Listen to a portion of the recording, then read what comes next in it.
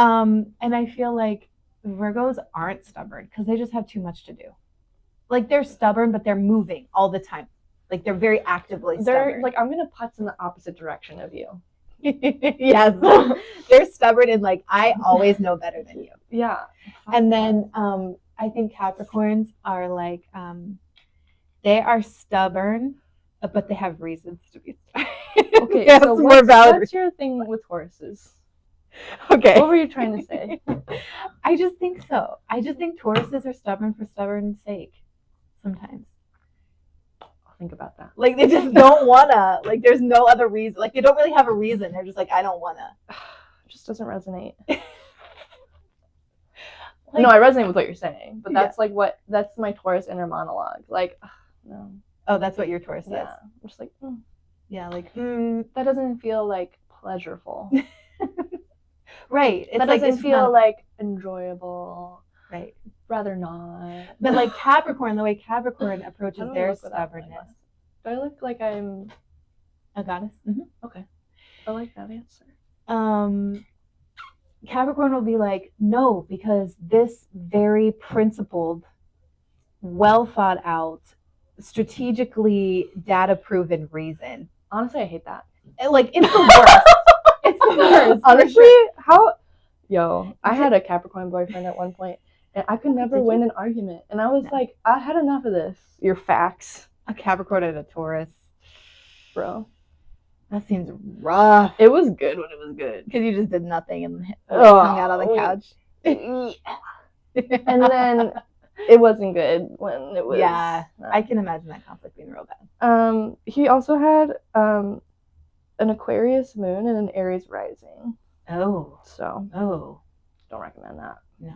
I mean, I think he's a good person. I think what like not for me saves a Taurus is like if they're creative. Yeah, man. And you know what I created? A lot. Like you're very creative. I love to create. But when I was so this Taurus moon got me down bad. It had you. It was so bad because already as a Taurus, like I already have boundary issues with work and rest. Like especially as an entrepreneur, I'm just like work. I love to work. I love that I'm doing what I love to do every day. I'm work, and then the crash out. Yeah. I make it luxurious, right. But you make it look good. It's not productive. And so like the pendulum swings so hard, and I had to really address that during this full moon because I had the full moon flu. I just like completely burnt out and had to take like full moon in Taurus. And my moon's in Taurus, and I was like, fuck this shit, man. It was, but what I was observing was this like fear of not working, of what that means. Yeah, that's a real one. And that's I had like struggle. I was like forced to do nothing. I was forced to relax, but like even like I was getting restless because I was like, I don't want to sleep. Like I know I need to sleep. I need to rest if I'm not feeling well. But when I sleep a lot, it just reminds me of depressive episodes that I've been in, and I'm like, I don't want to do that. Like, yes, I will rest and sleep to rest and like feel better, but at some point it can't be the only thing that I do. I think that's really insightful. Yeah, it can't be the only thing that I do. Like, I love my bed, but I can't be in there all day. Right. Like, even when I was sick, I was like, I have to like go on the couch, or I have to go sit on the lanai and like be outside. I can't like be rotting in my bed. There's something for me, like I just can't do it. Yeah. But I think that might be a sticking point to where it's like keeping you from drinking it. You're good. Keeping you from really resting because there's a layer and your body doesn't know the difference, and it doesn't want to be depressed because it's not where it used to be, but it feels the same. It's connecting that feeling with the trauma. Yeah.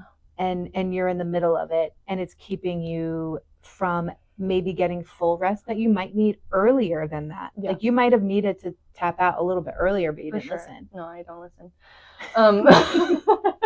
Not at all. Not to anybody, including myself.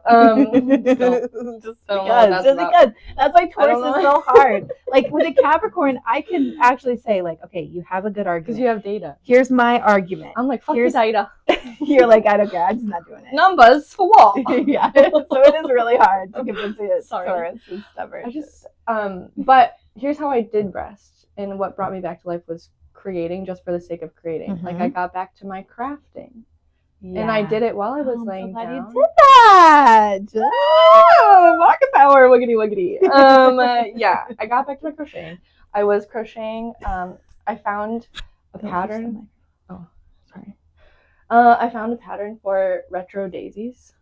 Oh, cute. So I started making some granny squares. Adorable. I'm gonna make a sweater. And I'm gonna be like, look at this productive rest that I participated in. Right. Oh my god, productive rest. I think that's like a good sweet spot for you. Oh my god. Like maybe that's like, okay, pedal to the metal, everything's good. Productive rest, rot. Productive rest, it's pedal to the metal. I still have to work through this. It comes up for me a lot, but like I don't need to earn rest, and I know that. Yeah. But man, is there a thought in the back of my mind that's like, you sure fucking do need to earn that rest. Right. You gotta work. Yeah. I think so many people have that. Lie. It's a lie, but I recognize. I mean, I think think of how many people have procrastination. That's why that procrastination exists. It's a resistance to doing work because there's something distorted and mixed up in there that is associating work to worth. And that's just not true. So your body's going to resist that. It's going to resist the past times where that was the lie you believe. Right. There's like layers to this that makes it more complicated, I think. Absolutely. Yeah, I have resistance to rest. Resistance to so much. But this, man, I really couldn't resist it. It was like, you're gonna be here for 3 days and you're gonna like it. I could, at one point I couldn't like get off the couch because I had like fluid in my it was like I was having like cold and flu like symptoms, but I'm not convinced it was completely a cold or a flu. But I definitely had congestion, and I like went to get off the couch, and I heard the liquid in my ear go, and it like gave me vertigo. Really? I was like, okay, so your body was like, stay down. Be stubborn now. Yeah. My body was like, oh, bet. Yeah. Bet. You want to go get the mail? Bet. I mean, I think like Pisces moons are known for being very sleepy because we love the dreamscape. We like to just go unconscious a little bit and just float around in there. So we're happy there. And I definitely have felt the same thing. I will say the time I felt that the most is when I was pregnant. That is killer because it feels like all of this depends on me and I can literally do nothing. And there's a human inside me and I'm so itchy and in pain. And it's just like the weirdest like feeling, and it doesn't really come and go. It's pretty much there, like especially at the end, because you really can't do a whole lot. Yeah, itchiness. That's the thing. Alex was talking about that a lot too. Yeah. In her final weeks. Yeah. Because everything's all your skin's stretched and stuff. Yeah. So it's just like it's very aggravating and irritating, and then you feel like you can't do what you normally do to earn your worth. Or I think that I think it's just so ingrained, this productivity myth. Like we got to EMDR the continent. I can't see my eyes. Sorry, I'm learning how to do this. We have to EMDR the continent in order to like we need a societal structure change. I think. Girl. Don't I know it? But it's just got to start person to person, realizing no more. You know, we're all feeling it. No one's like good with how things are. We're burnt out. Everybody. Every single person. Yeah. And, you know, how bad does it have to be for us to all make these changes? I mean, it's on a person to person level, and that's ultimately where I feel like this change happens on a greater scale. But like it's undeniably every person. Every single person that I connect with. Yeah. And even though we all at some level have this awareness to like this shit isn't working anymore. So what are we gonna do? And there is a lot of resistance to change. I was really noticing it lately in my practice because I had 3 weeks booked out, and then halfway through September, or maybe at the end of September into October, every single client except for maybe 2 canceled. Yeah. Like but I felt it at ritual space. I felt it in my personal relationships. It's like the tide went out in my life. And it was like, oh, it activates I'm on an island of one. Mm-hmm. Got it. And it activates that survivalist survival instinct. It did. And I had to observe that because I was like, no, I'm not going to go there. Good for you. I think that's it. I was like, I'm not going to participate in that. Like, this means nothing about me. Because that's the first thing that it's going to trigger. It's like, was it me? Oh, right. That's a question I ask all the time. Inadequacy. Right? Girl, I'm so shiny. So shiny. We need makeup artist for this podcast. Book. Yeah, right. I'll edit that out because I can now. But yeah, I just refused to go there. I was like, no. There has to be another way. And there's always another way. And so I think in that that's like really important, everything what you just said. I think, yeah. But I can see that now in hindsight because I feel like I'm out of that period. It's so scary too. But I was terrified. Yeah. And because it was every single thing in my life felt like it was being challenged or I was feeling resistance. And I was like, well, there's another way. Because there's always another way. And I think that is like the most important thing for myself to remember, but also for me to remind people about, because there's always another way. Like if infinite realities are possible, then I'm going to participate in a different one. And so I think I even in crafting while I was out sick last week,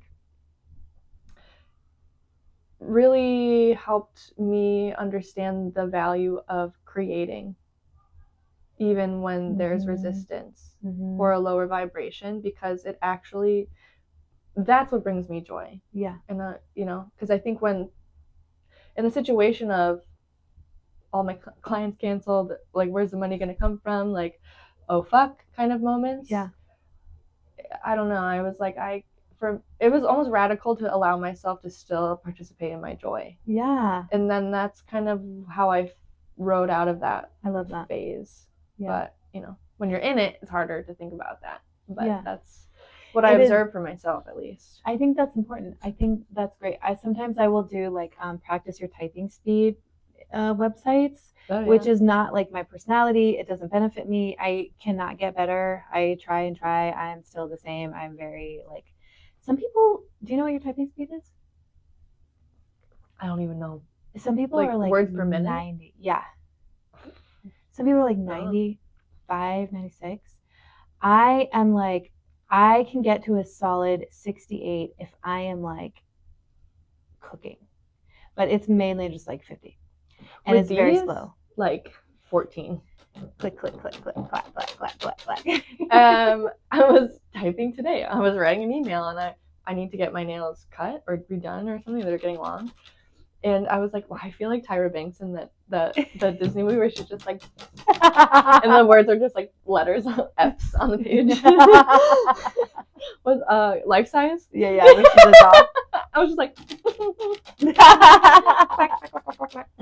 and like every word was wrong. And it was like, it's like the opposite of what like I would ever do, but I have that like on hand to like get me through. If I'm like stressful in the moment, I'm like, hold on a second, I need to go. I really need to type something up, and like nobody questions me because it looks like I'm just like, yeah. Thank you. Yeah. I have this. There was this school program, I guess, when I was in elementary school. We did like typing tests, and it was Timon and Pumbaa. Oh, cute. So that made me think of that. Yeah, that's a nice childhood connection. Definitely had a typing class, but it wasn't that young. It was like middle school when I did it. Maybe it was middle school. Whatever. Timon and Pumbaa. I remember it. Love that. If you remember, let me know. There's so many cool things. There's like so what I'm doing is I'm typing out a book and like trying to read it at the same time. Books that I would not normally sit down and read. It's like classic literature because it's free, and you just type the book as you practice your typing. It's pretty cool. Yeah. Oh, maybe I should try that. Yeah, I mean it's a nice like turn off a brain and do other things. Oh yeah. I think better than doom scrolling. Right. It's something else and kind of enlightens you a little bit. I think joy is a good way. Okay, wait. Maybe we should dial it back. Let's dial it back. And hi, Jill. Hi. How are you? Good. Good now. In some resistance last week, I think we both were. A little bit of resistance. Yeah, me too. So I think resistance is important, and it's what we're here to talk about. Mm-hmm. Yeah, that was the topic of today. Resistance. Yeah. I think when it was the full moon time for me, And it was a lot of resistance. Full moon in Taurus is just like everybody needs to sit down. That's the vibe. And take a break. That's the vibe I got. Yeah. Took me out. For me, I had to be like, okay, everything's done. Everything I love is over. Like I had to like really factory reset something and like sit in the like, what if I don't do the things that give me joy, that are just for me? What if it's just the parts of life that are the grind that I know need to change and I can't? And it was pretty, it was like suffering to turn that part off. But it was also, I think, important to give myself just those few days to be that way so that when I felt the door crack and I could feel a draft and I could feel like this is my way to change the parts of my life that I'm not happiest with. Mm-hmm. And I felt like I was giving myself that opportunity, even if it was slow and steady, or maybe not. It was definitely not what I thought before the moon happened. It felt that much better because of I let myself feel the pain of what it's like to not have something that you love in your life that's just for you, a creative project that I really needed in my business. So I think that I think it's like, unfortunately, like part of the process to have the resistance, because there's something that you have to pause and learn in the moment, and it's so uncomfortable. It's so uncomfortable. But that is an interesting thing. I think I've had this experience with my own practice too, of like, I'm just gonna give up on it. Maybe this isn't for me. Yeah. Right at the slightest inconvenience sometimes. Right. I'm like, I'm like, oh. But especially when like 3 weeks of clients worth of clients just like cancel, all for their own reasons. Yeah. Right. For whatever. Yeah. But I was like, well, I'm fucking shit at this. I'm never doing this again. Yeah, like this is obviously not for me. I was like, well, that is what kind of totalitarian, like no, that's not the word. Like authoritarian, tyrannical. Words.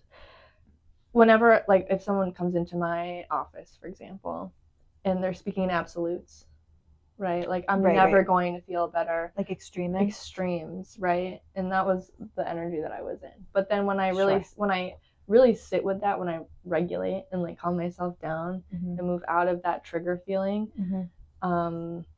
thinking of a life where I don't do this every day is not my life. Exactly. I wouldn't be living my life. Yeah.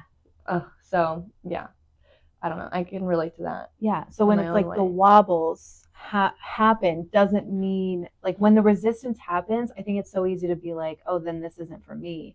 When really the resistance it has to be there on this path, on this journey. There's resistance to something that you want. When you're creating something new that doesn't exist, you have to feel your way into something new. And as you're doing that, you're like, this is unfamiliar. And then the resistance happens because maybe it's challenging or you have setbacks that are really valid setbacks. And it's like, okay, I'm not getting this done in the time that I feel like I should be getting this done in. The shoulds. Yeah. And it's like this like productivity expectation. I mean, it's really at the heart of it, resistance might be just like overwhelm, the wrong expectation. Yeah. Or like a misaligned expectation. Yeah. Yeah. And also when you're overloading yourself, because it's a beautiful thing to allow yourself to live this beautiful, creative life. Mm-hmm. When you really allow yourself to participate in your joy and create something that's meaningful to you. Mm-hmm. And I've never had the experience where I have one idea come at a time. Right. It's unfolding. It's not like a factory where it's just like, oh, first things first, da, da, da, da. Or maybe this is just how my brain works. But I usually have like 10 ideas I'm trying to like juggle and start at one time. And that's when my resistance comes in. That's when I start to procrastinate, or that's when I start to like go into freeze. Like I don't do anything. Yeah. Right. And so you have to like, I don't know, I have to like organize it. Now, my human design, I'm all left facing arrows. So structure is bad or good. You love it. I just need it. You need it. So like I need to take my to-do list and then I need to like organize that into my day and by hour. Like this hour I'm doing boop, boop, boop. This hour I'm doing boop, boop, boop. And that helps me like break it down and find that flow. I love that. And it's also very satisfying because if you just give me an open 8 hours with this long to-do list and all these ideas, I'm just gonna stare at that fucking page and start doom scrolling on my phone. Right. That's what's so weird is like when it's misaligned energy, the simplest task is moving a mountain. Dude, it's way too hard. And then when you're in aligned energy, it's like, oh, it's been 10 minutes and I just did 50 things that are like far much more harder and more difficult than that one task I was avoiding. It just wasn't the right task. Yeah. Like, bro, that wasn't the path forward. Yeah. And it's like, I really think that like if we can train ourselves to see resistance for what it is, which is like, okay, whoa, wait a second, there's something that needs to be redirected. And you don't need like to burst the door down and whoosh, like automatically. You just need something that gets a little bit of a crack in the window so that you can feel the flow happen. Totally. And think about resistance training. Oh. Right? It builds strength. Yeah. Builds muscle, builds endurance. It's good for growth. You know, ultimately the past month was good for me because I learned how to make creative solutions and pivot and shift and like manage my fucking emotions. Like I teach everyone else to fucking do. Right. Right. Like I had to be my own hypnotherapist. I was my number one client last month. Oh, and you're worth that. I did great. I love that. My therapist thinks I'm special. You can give yourself an A+. A+. Yeah, I don't know. But I do feel it, and I think when I feel it in others, like in relationships, right? Okay. That triggers a whole nother onset of experiences. Right, because you can kind of feel their thing and then it triggers all what you have, but it's really theirs and it's hard to like separate that. It's so hard. And like clients is one thing, right? Like I have relationships with clients, but really from client to client that's different. But when I'm seeing it in like friendships and even in the relationship with myself, you know, it triggers wounds, abandonment, rejection, the two biggest ones I think that we all kind of work through in relationship. So I don't know. Well, and also when it's a relationship and there's another person there, it is a little bit easier to like try to rush their process through the resistance because you can maybe see from a little bit more of a vantage point. Like you just need to do this thing that you like to do better. You just need to not think that and think this. So it might also place that expectation on top of it, wanting somebody to have either a rushed journey or a different journey than what they're going on. But that is only because it's making you feel better.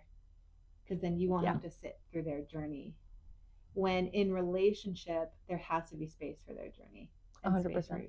So neither way is going to feel really great. Yeah, I think over the last month in observing, and I'm thinking of like 3 or 4 specific relationships that I noticed it in. And they're all like resolving in different ways. And I allowed myself to just like take my energy back instead of worrying about that resistance. I was just like, what would happen if I just took my energy back? Yeah. I think that is a response. Like, I'm not going to jump in. I'm not going to fix. I'm not going to save. I'm not going to find a solution. I do also think there is time where it's like, okay, time to come in here and clean up this mess. Because it's something that I do have jurisdiction over this space in this place. And it can feel really empowering to do that. And sometimes we shy away from like these difficult conversations or the things that need to be addressed that we can influence. But when we can't influence, that's when we need to in these situations for me, it was more of like, okay, I feel the tide go out in that one. I'm going to let that happen. Yeah. Because maybe it's showing me something. Maybe I've been very much I live in observer mode, for better or for worse. A lot of the time, I think that's by the nature of what I do for a living. But I really just allowed myself to observe and really just focus on how I feel. Because so much of my inner dialogue is, how are they feeling and how did I participate in that. Like, I take a lot of responsibility for how I make people feel. Like you feel like you perpetuated something that might have been... like, you know, like I'm the cause, something I did or didn't do. And so how I approach relationships a lot of the time is like, well, let me fix that. Or like, let me be the first one to reach out. Let's mend this because I want this to be good. There's a time and a place for that. Yeah. And sometimes it's warranted. And I just allowed myself to not do that, to see what happened. And most of it worked out. How did it feel? It felt good because I didn't have to do the mental gymnastics of trying to fucking figure it out. Remember, if someone asked me how I felt, I would reply honestly. Right. And then there's the repair, right? There's a stepping back into the relationships. Sometimes you need to step out of relationships. It is a dance. It can't be constant. Yeah, no matter if it's the closest relationship to you or the furthest one away, there's like a lean in approach and a lean out. Remove your energy. It is a dance. But yeah, I think over the past month I've realized really, really loudly in all areas of my life, like I am leaking out. Yeah, no, that's not good. No. We want you to be full. Yeah, so I'm resisting overgiving at this point consciously. Nice. How does that feel though? It's a challenge. Good? Oh, it's a challenge. Well, because I have to catch myself. Because I have like a compulsion to like... Remember the tarot card reading before the moon that I gave you? Yes. Where it was like, you think that what you have to do is pick everything up and move it and do all these really big things, but the most powerful people with just the slightest touch are able to influence so much around, and that's what this sounds like. Yeah, and that honestly was a big influence on, because I actually had a hard time understanding what you were trying to tell me in that reading. I was like, I was like, no, that's what? No, it was simple and profound what you said, but I was resistant to it. I was like, I don't get it. You wanted some power pack. Because that is the discomfort in realizing and accepting, like, I don't have to exert so much fucking energy to have the things that I want. Maybe there can be was hard for you to even go there. It was hard. I was like, I don't get it. That's so funny. I even, like, I debriefed with Judith the next day. I was like, what does she mean? Really?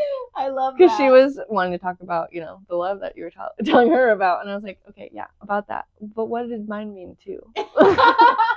And she was like, I don't get what you don't get. I was like, I know, me either. I don't get it. I don't get why I don't get it. So she got it. She got it. Okay. Yeah. You were speaking English and I was just like, so I don't have to work hard? You couldn't go there. Wait, you're saying I don't have to, like... That is so Wait, funny. I don't get it.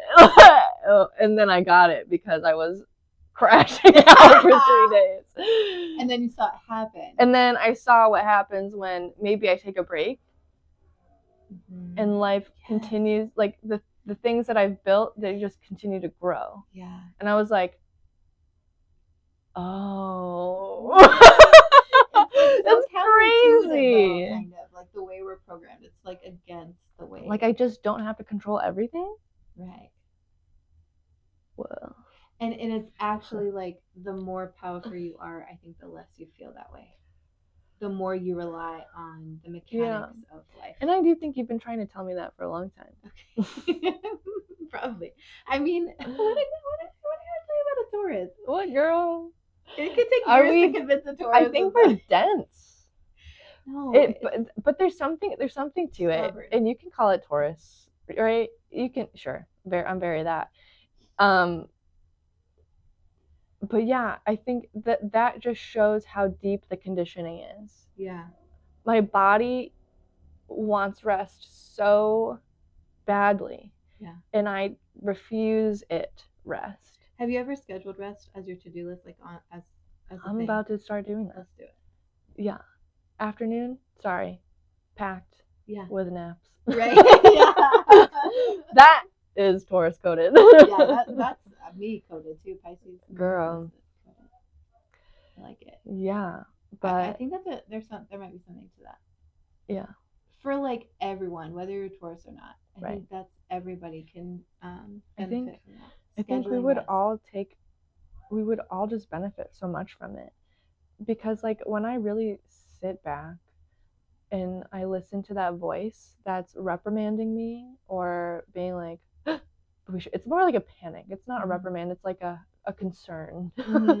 Yeah. It's like a. Have you seen Big Mouth? No. You've seen it, but there's like the anxiety mosquito, and she's like, oh, and what if we don't do this? And what if we don't do that? And what if we don't? It just like catastrophizes everything. Oh, cute. That is the inner experience that I'm having when I am not feeling productive, when I rest, when I have things to do still. You know, and it's not all the time. It's not all the time. I totally but it's also you want big things or things that feel big to you. Yeah. And so I got big goals. Yeah, so that also like adds to a little bit of the pressure of like, so get up and make it happen because we want this thing really, really bad. And it's almost like just telling you how much you care about the things that you're after. I truly do care so much about the things that I do. Yeah. So it makes sense to me. But there has to be a nicer, kinder way for my mind to go about this. Yeah, well. And like, can we acknowledge, like, it allowed me, when I like really took a step back and allowed myself to rest, because I had no other choice.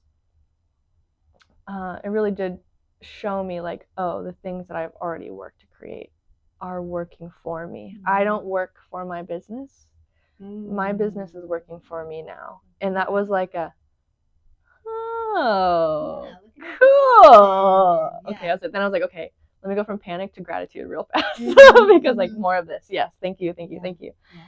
But yeah, man, resistance. It's just been, I can't help but see it everywhere. Yeah. Well, I think that like it really is the struggle between productivity and rest. And because productivity feels so good, there's so many good things that you want, and you do have to take a break in order for those good things to happen. You have to do that. Yeah. And rest is productive. I think that rest is productive. It is productive. I think what's helpful, like I have the privilege of being able to spend some time like resetting my pattern away, like really. I just had a few years where I was very insular and isolated and alone. And while that there's a painful side to that, I also got to know more of my rest patterns, to where I know like basically in between activities, I have to rest for a little amount of time. Like even if it's 5 minutes, and I have to like put my head under the covers so that it's desensitizing me from everything that I just saw and heard. Yeah. Or like take a quick shower for like 10 minutes just to like be in water, because I know water, for some reason, something about the consistency of it or the texture or the feeling in my body, I don't know exactly what it is. Is it grounding for you? Yeah, it is. It is for me as well. It's like it washes off all everybody else's stuff, so it's just my stuff in here is how it feels. It's almost like another desensitization. Like I will turn the lights off, and so it's dark in the water, and that really is like very restful for me. So I might do that for like 5 minutes at a time, a couple times a day, just hop in, hop out, and that's really helpful. But I got to learn those like rest patterns, because at some point I might be like sleeping for like hours during the day.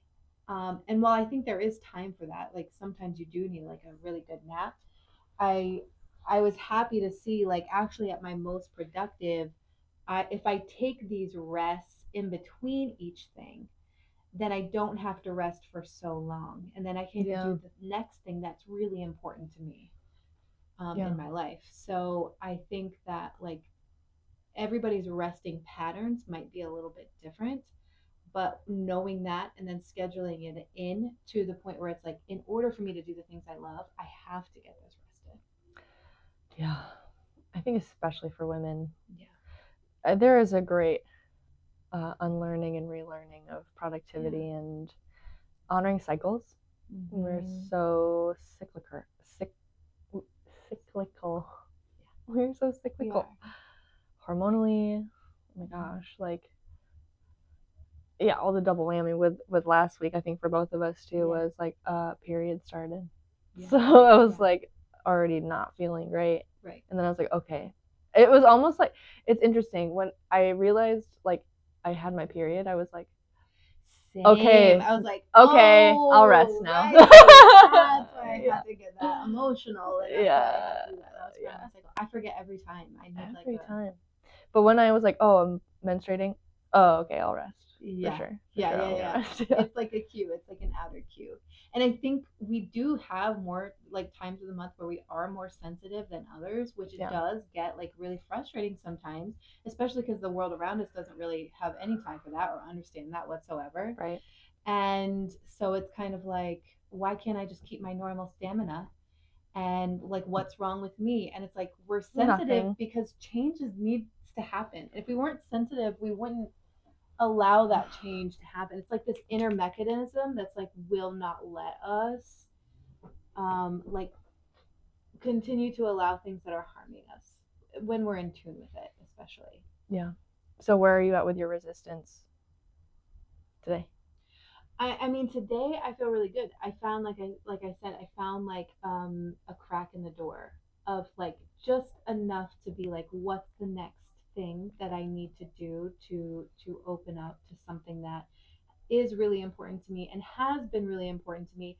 And I was pursuing that in a way that was exciting that may materialize. But I was almost like I was trying to do it too quickly or without the energetic resources, like something that was too big for what I could manage currently.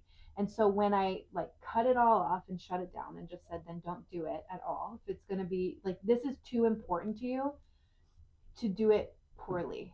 So if you can't do it well, then shut it down. Yeah. And then sitting in that and the pain of that was important. And then opening up to like, okay, actually, if I just do this next thing, this next step, and see, maybe that plan happens and I execute it, maybe it doesn't.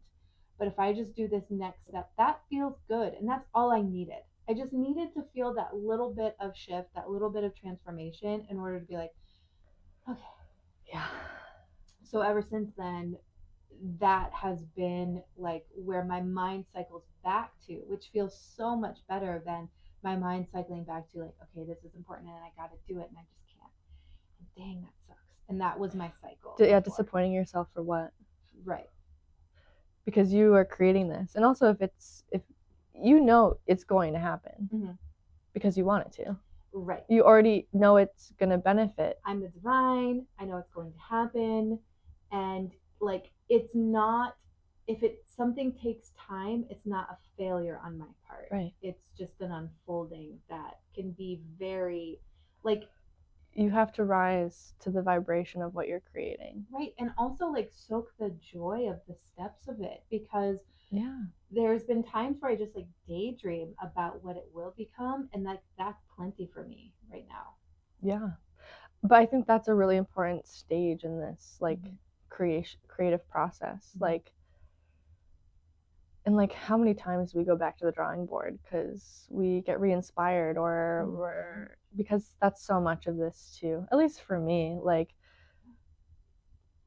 even with ritual space, like it was one thing at one point, but now I'm like re-inspired. Like it's actually becoming something else, and that it transforms. And I think it's supposed to. And you're also not alone in creating this, but also you already know what you're creating, this platform for connection, this coven, this love coven. It's something that you know that you want because it benefits you, it's of service to you, right? Which is the number one thing, in my opinion, that anything that we create should benefit is us. If I create this and it does not benefit me or fill me with joy and love, then what the fuck am I doing it for? Right. Because like in addition to the overwhelm, talk about resistance there. Yeah, that's a huge resistance. Like if I'm in a situation where, and this does happen in life, where I'm in a situation and I'm like, this is not me. Yeah. This is not me. So I certainly can't give extra energy to this. Right. I can only give bare minimum energy to this. And even that, I need to have a plan to taper away from that, because this isn't me.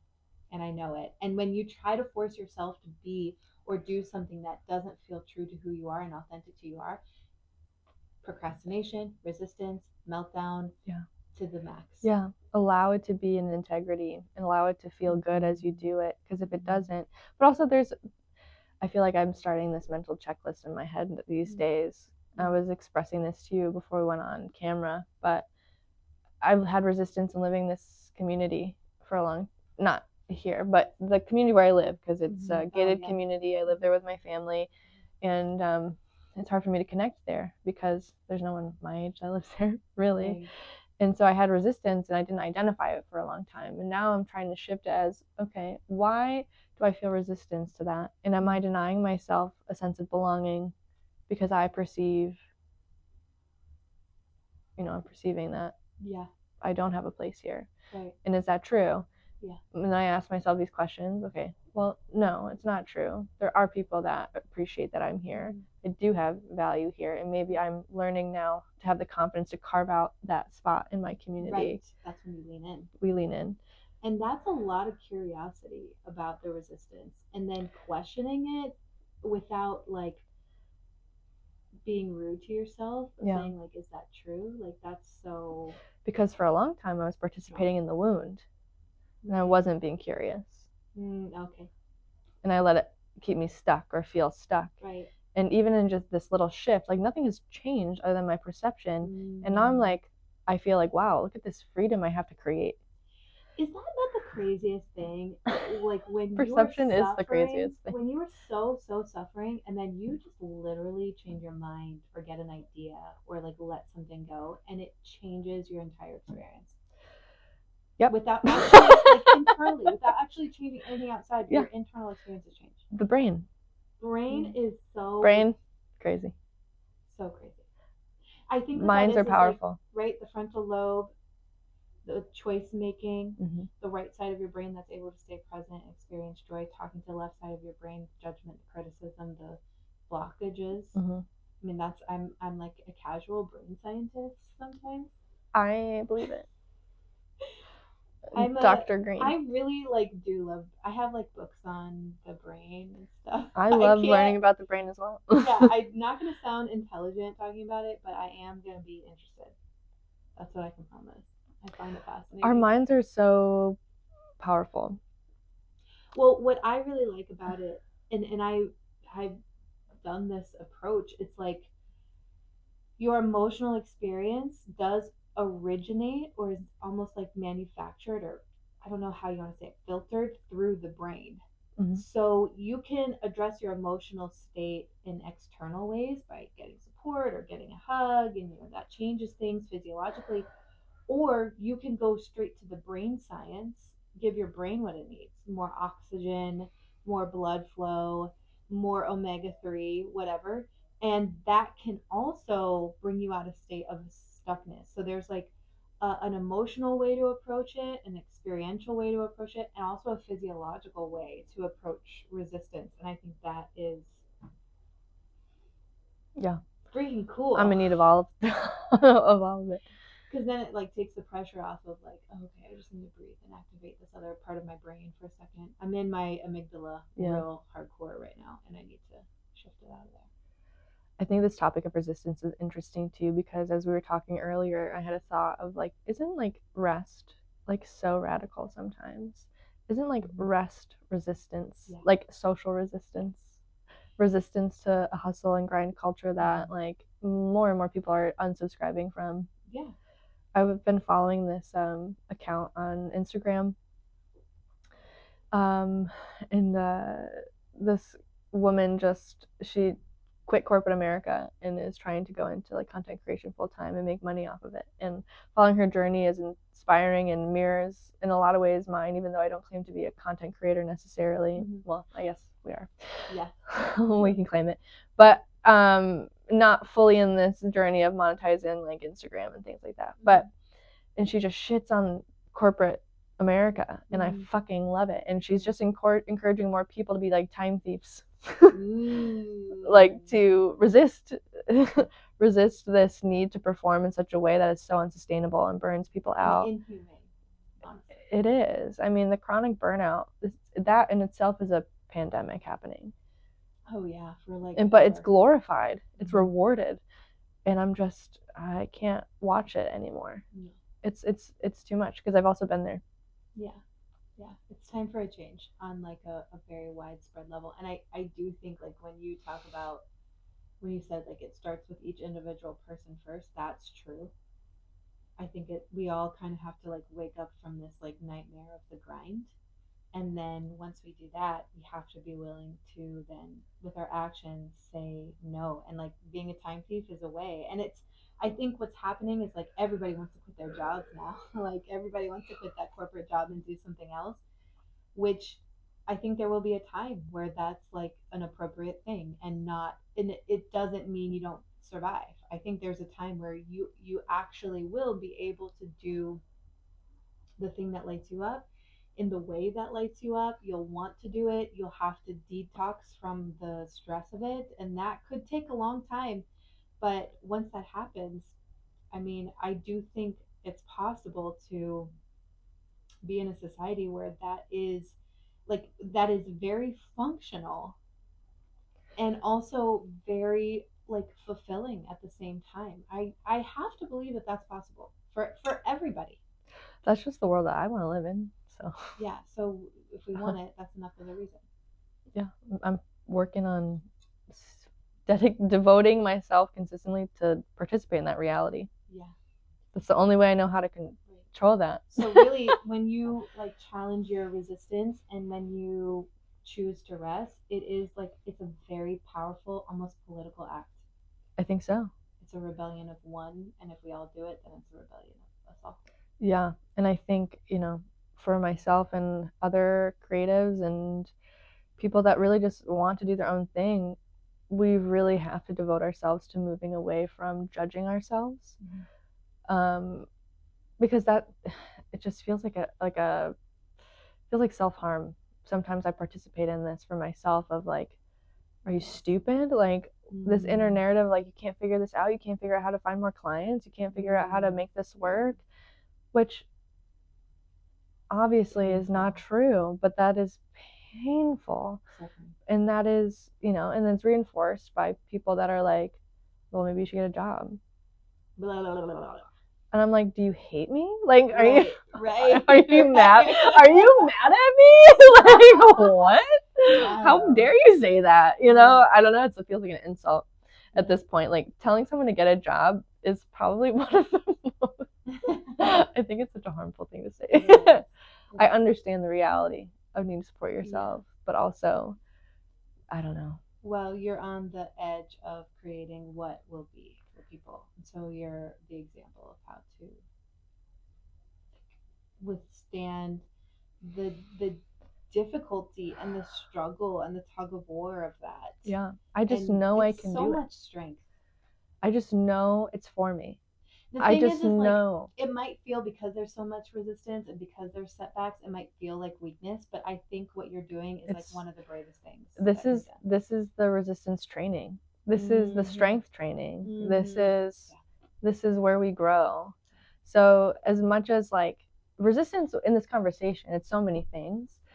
And so it's interesting to explore it. Yeah, that's the word I wanted to use. Explore this like theme or topic or this experience, because I don't even know what to really call it.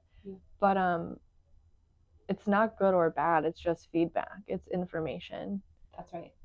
It doesn't mean anything about me or the situation. It doesn't have to be something that's judged. It doesn't have to be a point of criticism. The most successful people are going to have setbacks and resistance. It's part of the process. It means you're out there. You're in the ring. You're in the arena. We're in it, dude. Do you have ADHD? Definitely. Okay. Samesies. Very much, yes. Yeah, because a lot of it sounds very like that. A little neurospicy. Yeah, for sure.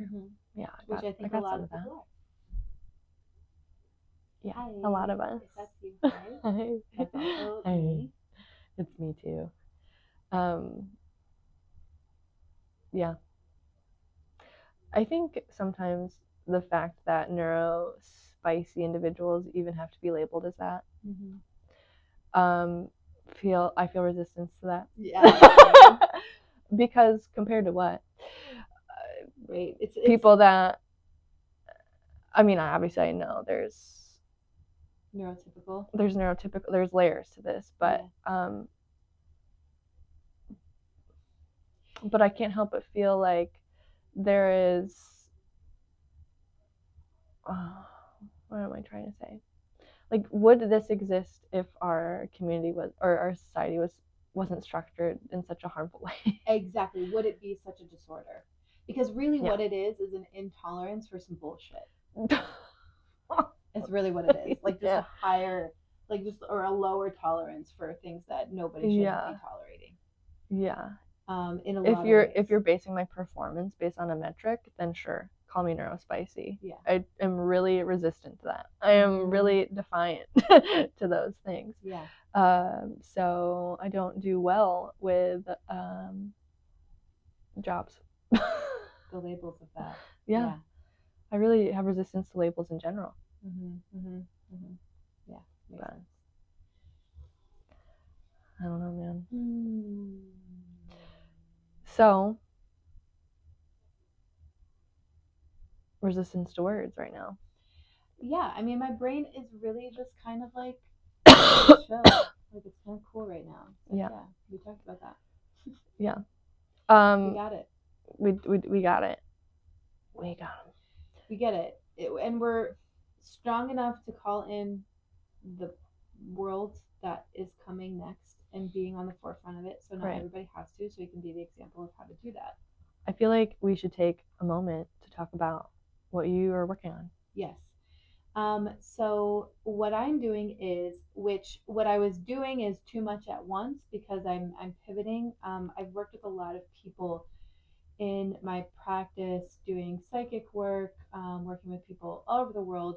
Most of the time it's about their relationships, or is this person going to call me back, or what's going to happen with this relationship, or is this person faithful, or what have you. And what's really obvious to me is that there's just this huge crisis on feeling empowered in relationships. It really feels like relationships are just happening to us, and will we be chosen? And those deep seated wounds of abandonment and rejection just play out over and over and over again. And we haven't really been given a lot of evidence on how to handle that in a healthy way. But relationships are meant to heal those wounds. And that's what we want so desperately. But we put that healing in the hands of another person who also has no idea how to hold your wound, much less theirs, because we haven't been taught that. So there's this huge deficit when it comes to relationships. And as somebody who's an intuitive who reads energy, it's something that I'm able to navigate so that people can see active change in their lives. And so, what I'm pivoting toward is, instead of working with just one person about their relationship, I'm wanting to do couples sessions because I think there's a huge opportunity to do some good there. Honestly, people are so private about their couples conflicts. I mean, because they don't want to air out their business to everybody. And I get that on a certain level, but really that means there's only like couples therapists. Sometimes people will go to them, but it's already too late, or it takes too long, or it triggers all the, I mean, the therapeutic process is super important. And I'm such an advocate for that, a proponent for that. But I also think that there is merit in having a tool where a couple sits down with a cycle, with a cycling argument that keeps coming back and forth. And before it like destroys the relationship, that these people genuinely love each other. And something like that can just like tear you apart when truly your hearts are for each other and your heart really does love each other. And so before it gets to that point where there's nothing left, there's so much work that can be done to recreate that support for each other, recreate that respect, and having somebody who can help you that in real time while you're having the argument, while you're trying to communicate with each other and missing each other, having somebody rein in that energy and kind of just support the couple to find the way the relationship works for them best. Like, if you both respect each other and love each other, what happens now, you know? and so that people feel empowered in how they create their relationships. People feel empowered on how they heal those wounds that everybody has in relationship, and having somebody to support you with that, I think, is just so needed because it's just so rare. So that is what I am pivoting into, is opening up more to couples mediation sessions. I think that is really powerful and profound work. That absolutely. I know people need it. Yeah. Shit, I fucking need it. Yeah. So I'm doing currently I'm doing discounted beta test sessions. So if you know anybody who would be willing to participate in that, please send them my way so that we can just chat and just talk and see if it's a good fit. Yeah. Well, you'll definitely be getting some referrals from me. I know some pals that could really use some support and guidance in that.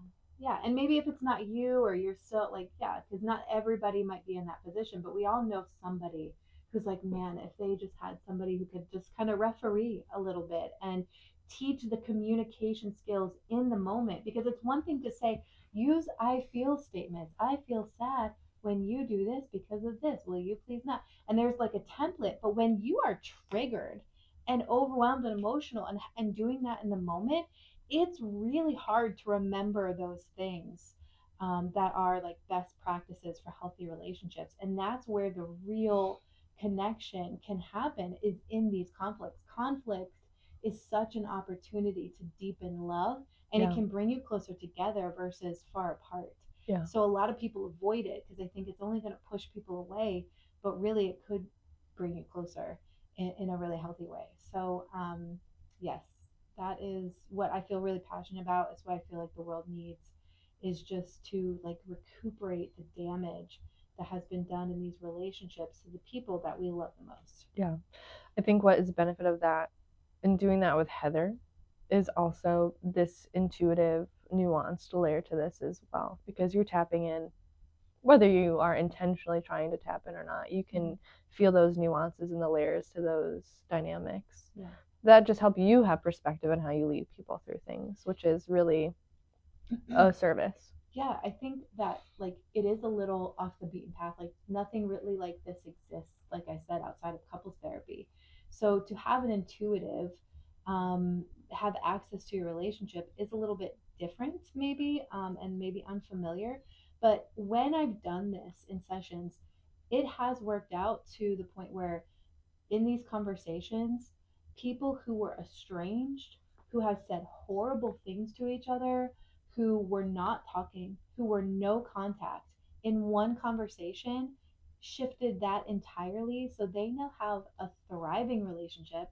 They talk all the time, they're a part of each other's lives, and that lasted for years. And it was one conversation where somebody was like able to support them in that pain so that everybody felt heard and catered to. Yeah.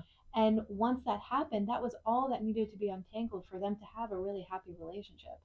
So the possibilities, even though it's something unusual, the possibilities are really promising and exciting to think about. Well, great. So how do people connect with you? Yeah, messaging me, or messaging or commenting, or I have a website called claireconsultant.com. You can find my information there. So Claire is like CLAIR, consultant, CONSULTANT, and we can link it up. We'll put it in the description box. But that's also my handles on TikTok, on Instagram, at Claire Consultant. Great. Let's find some ease in this resistance, find some flow in this life. Let's connect over things that actually matter. And we're both here to support you. Thanks for joining us on a non-live episode, because we were like, how do we make this easier for ourselves? We did it, dude. Thanks for watching. Join us next week, and we'll talk about other things. Thanks for hanging. We enjoy you so much. We'll see you next time. Bye. No, we don't have to like awkwardly turn off the camera. We can still do that. Oh, I don't know. Bye.